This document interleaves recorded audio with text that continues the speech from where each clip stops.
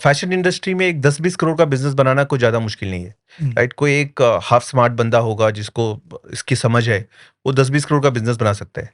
तो हमें पहले से समझ में आ गया था कि इसमें 20 करोड़ का बिज़नेस बनाने का गेम नहीं है।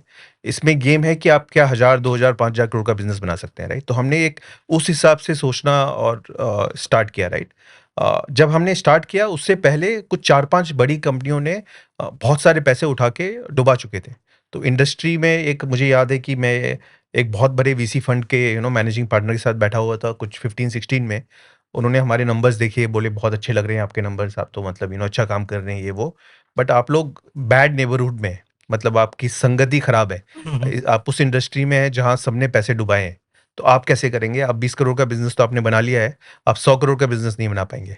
तो राइट, उसके बाद जब हमने 100 करोड़ का बिज़नेस बनाया तो लोग सबने बोला ठीक है 100 का बना लिया है, अब आप इससे ज़्यादा नहीं बढ़ सकते। तो हमें हुँ, लगता है कि हमारा एक डीएनए रहा है कि जो भी लोग सब बोलते हैं कि आप नहीं कर सकते, उसको हमें चैलेंज करना है कि यदि ये इंडस्ट्री में ये नहीं होता है तो हमें वो करना है। तो ग्रेट। वो थॉट प्रोसेस है। फंडिंग के हमें मतलब मैं धंधे वाला आदमी हूँ, राइट? मुझे बिज़नेस समझ में आता है। मुझे वो बिज़नेस नहीं समझ में आता जिसमें आप 100 रुपए मतलब कमाने के चक्कर में आप 80 रुपए खर्च कर रहे हो। सो मुझे वो बिज़नेस नहीं समझ में आता। और फंड मैं ऐसे फंडिंग के अगेंस्ट नहीं हूँ। हमने बिज़नेस बनाया है विदाउट फंडिंग, बट ऐसा नहीं है कि मैं फंडिंग के अगेंस्ट हूँ कि कभी आईपीओ नहीं करूँगा या फिर कभी कोई पीई इन्वेस्टर नहीं लेके आऊँगा। बट आपको पता होना चाहिए कि आप फंडिंग कब लेके आएँ।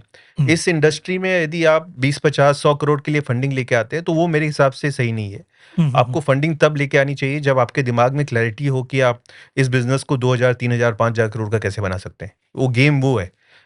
उस समय वीसी फंडिंग या फिर पी फंडिंग लाके फ़ायदा है।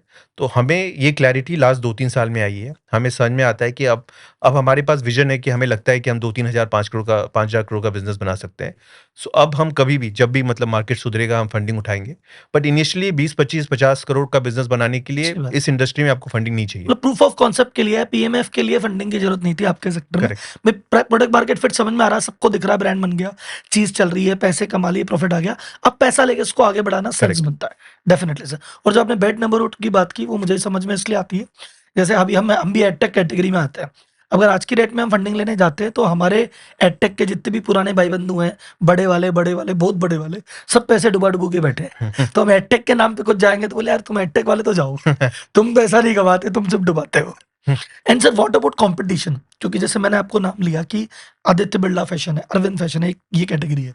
और भी कुछ कैटेगरी आपसे रिलेटेड जो अभी रिसेंटली लॉन्च किया, आप स्टोर भी लॉन्च कर रहे हैं, फंडिंग उठा के बैठे हैं। इनसे कैसे अलग है? मतलब why how campus Sutra is different? विचार में अगर बात करें, प्रोडक्ट में बात करें, ब्रांड में बात करें, how you are different from them and how you are beating them और how you are fighting in the market? तो हमारा थॉट प्रोसेस में अलग है। हमें लगता है कि फैशन में कॉम्पिटिशन बोल के कुछ होता ही नहीं है। यदि आप ज़ारा एक बहुत बड़ा ब्रांड है, दुनिया जी। भर में बहुत बड़ा ब्रांड है, राइट? और ज़ारा स्पेन से है। उसकी मदर कंट्री जहाँ वो स्टार्ट हुआ था स्पेन है।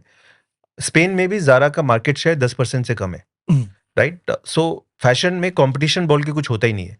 वर्सेज़ आप यदि मोबाइल कर रहे हैं या फिर आप कोई इलेक्ट्रॉनिक्स कर रहे हैं, तो वहाँ आप देखेंगे कि 3-4 बड़े प्लेयर होते हैं एंड फिर बाकी होते ही नहीं है या फिर बहुत छोटे होते हैं। हुँ, फैशन में अ, आपका कॉम्पिटिशन आपसे है कि आप कैसे ये बिज़नेस एक स्केल के बाद 100, 200, 500, 1000 करोड़ के बाद उसको मैनेज करना इज़ द की। उसको मैनेज करना ही मतलब वो एक बिज़नेस की चाबी है एक तरह से। हुँ, हुँ। आप कंपटीशन को कैसे हैंडल कर रहे हैं वो उसमें उसमें इम्पोर्टेंट नहीं है।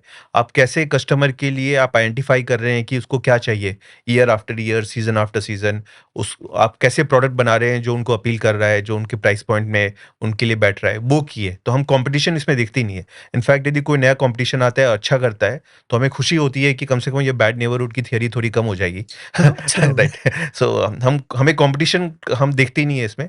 इसमें आप खुद से कॉम्पीट कर रहे हैं। आप कैसे रेलेवेंट रह सकते हैं और उस चक्कर में हमने काफ़ी कुछ किया है।